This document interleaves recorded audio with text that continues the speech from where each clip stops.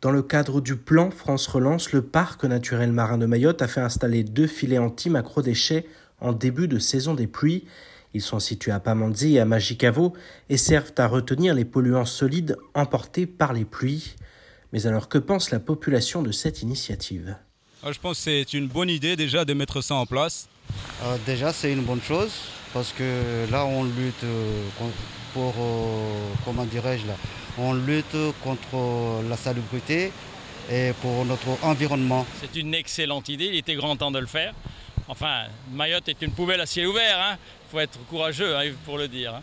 Il est grand temps de nettoyer Mayotte. Hein.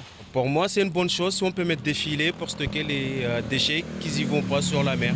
Je trouve que c'est parfait pour l'île, c'est un moment positif. Il faut continuer encore, il y a encore beaucoup d'efforts à faire, mais ça fait passer un plus, et encore plus, voilà.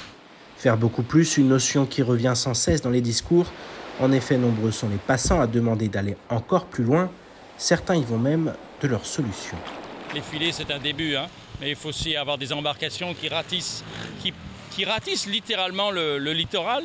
Voilà, tout est sale. Je fais beaucoup de kayak, il y a des plastiques partout. La pollution est immense. Il faudrait qu'on prenne soin de nos déchets et de faire en sorte pour éviter que ça se retrouve à la mer. Nettoyer les ruisseaux, je le vois souvent faire à Tunzu, quand je passe souvent devant. Nettoyer les ruisseaux, là en amont, surtout nettoyer en amont. Dans les petits villages, avec les grandes pluies, ça déverse dans le lagon. Il faut aménager des grands trous quelque part. Dans ces trous, on va mettre ces déchets. Et puis les déchets qui passent dans les caniveaux, je crois que c'est vraiment mauvais. Il faut mettre un système de grillage pour les bloquer. Une fois les filets remplis à 75% et après chaque événement de forte pluie, une entreprise de ramassage vient relever et vider les filets. Le contenu est ensuite acheminé au centre de tri, pesé, puis chaque déchet est traité suivant sa nature. Ces 2 premiers filets servent de test. Si le système fonctionne, d'autres pourraient être déployés dans des communes de l'île au cours de l'année. Moi, je trouve qu'on fait beaucoup d'histoires sur une soi-disant divergence entre 2 groupes d'élus, alors que sur le fond, on dit la même chose. Les 2 groupes d'élus, ce sont lesquels ? Le conseil départemental d'un côté, oui. L'association des maires avec les parlementaires de la majorité de l'autre. Sur le fond, on dit la même chose, on n'en tire pas les mêmes conséquences, on ne va pas vers la même procédure. Le conseil départemental, schématiquement, dit ce verre est partiellement vide, on le jette, ça ne vaut pas la peine. Nous disons que ce verre, il est partiellement plein, on garde l'eau qu'il y a à l'intérieur et on va demander autre chose, on va demander un complément. C'est ça le fond de cette histoire et ce n'est pas la peine de dramatiser plus la chose qu'elle ne l'est parce que ce texte, ces lois sont censées être faits pour les Mahorais et il faut penser à ces Mahorais. Il faut penser à ce qu'il y a dans cette loi, c'est un long processus, on nous l'avait averti. Il ne fait que commencer et ça serait dommage de l'arrêter à ce moment-là. Après 5 années de préparation, le Conseil des prud'hommes a enfin pris vie. Depuis 2017, les partenaires sociaux se battent pour obtenir ce tribunal fondamental en matière de droit du travail.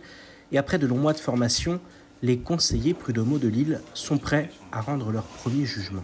En fait, ça fait 3 ans que nous sommes tous en formation, donc on a eu beaucoup de chance à Mayotte, oui. Parce que généralement les conseillers prud'hommes, désignés à la base par leur syndicat, sont formés en interne par leur syndicat.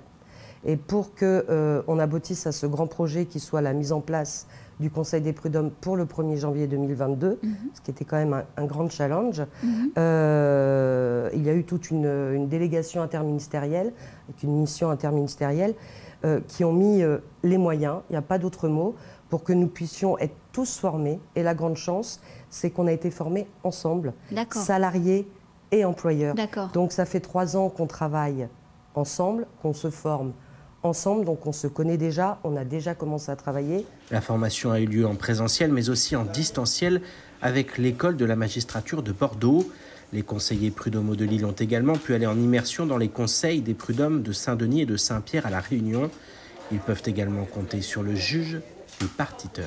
Les prud'hommes, donc les litiges sont jugés par des conseillers prud'homaux en parité égale, salariés et employeurs. Quand ils n'arrivent pas à se mettre d'accord, ce qui est quand même assez exceptionnel au niveau d'une délibération, ils font appel à ce moment-là au juge qui est un magistrat professionnel. Qui est un magistrat professionnel. Et qui peut aussi conseiller les conseillers prud'homaux ? Généralement, c'est ce qu'il essaye de faire, que les conseillers prud'homaux se mettent d'accord. Et s'ils n'y arrivent pas, c'est sa voix qui est prépondérante. Mais c'est aussi du coup une personne sur laquelle, évidemment, nous qui ne sommes pas encore aguerris, qui ne connaissons pas tous les droits, auxquels on fait appel si on a justement des doutes sur des questions de droit.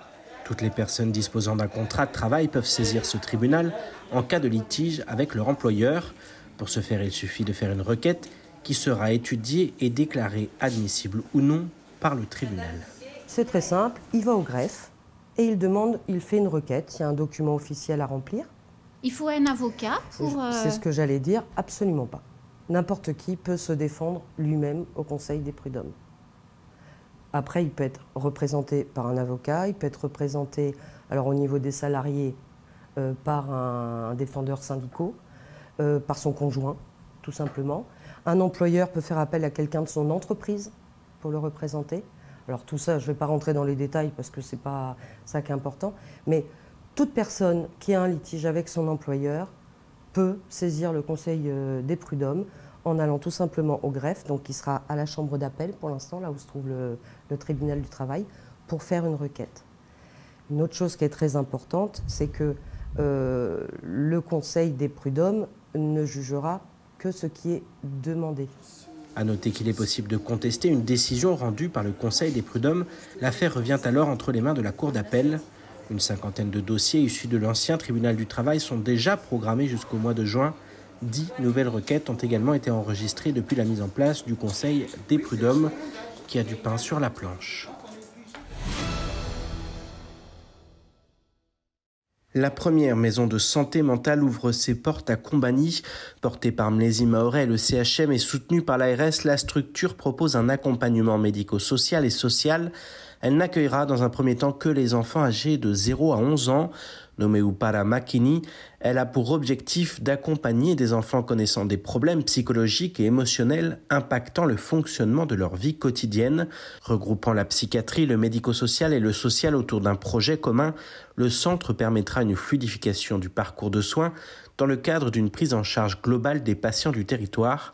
Pour ce faire, une équipe pluridisciplinaire est en place. À terme, la structure évoluera en centre médico-psychologique afin d'accueillir les enfants, les adolescents, mais aussi les adultes ayant besoin d'un suivi psychiatrique. Le projet avance en vue de la construction du premier centre sportif de haut niveau qui va prendre corps à Mirerény.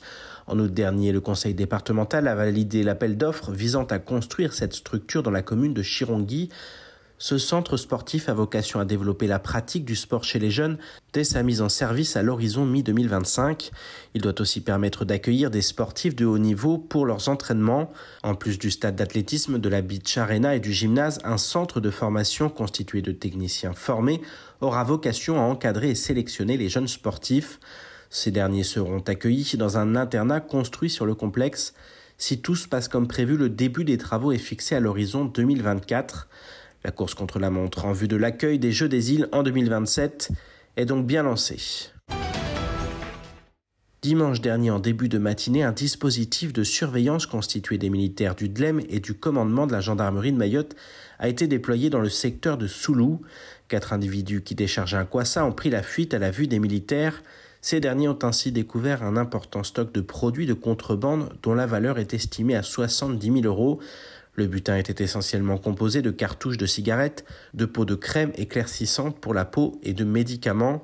L'ensemble de la saisie a fait l'objet d'une destruction conformément aux instructions du procureur. Parallèlement, une enquête judiciaire a été diligentée par la brigade de Mtsamboro afin notamment de déterminer l'origine de ces produits de contrebande et leur destination.